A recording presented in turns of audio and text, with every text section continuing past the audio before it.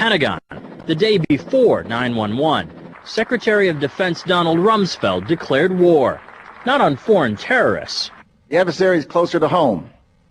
It's the Pentagon bureaucracy. He said money wasted by the military poses a serious threat. In fact, it could be said that it's a matter of life and death. Rumsfeld promised change, but the next day, the world changed. And in the rush to fund the war on terrorism, the war on waste seems to have been forgotten. My '03 budget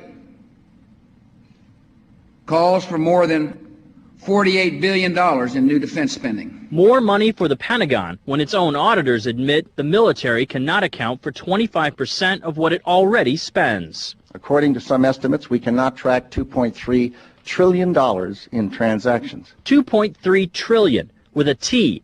That's $8,000 for every man, woman, and child in America. To understand how the Pentagon can lose track of trillions, consider the case of one military accountant who tried to find out what happened to a mere $300 million. We know it's gone, but we don't know what they spent it on. Jim Minery, a former Marine turned whistleblower, is risking his job by speaking out for the first time about the millions he noticed were missing from one defense agency's balance sheets.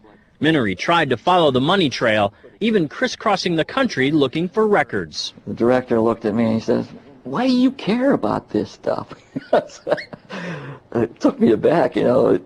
My supervisor asked me why I care about doing a good job. So he was reassigned and says officials then covered up the problem by just writing it off. They got to cover it up. That's where the corruption comes in. They've got to cover up the fact that they can't do the job. The Pentagon's Inspector General partially substantiated several of Minery's allegations, but could not prove officials tried to manipulate the financial statements. 20 years ago, Pentagon employee Franklin C. Spinney made headlines exposing what he calls the accounting games.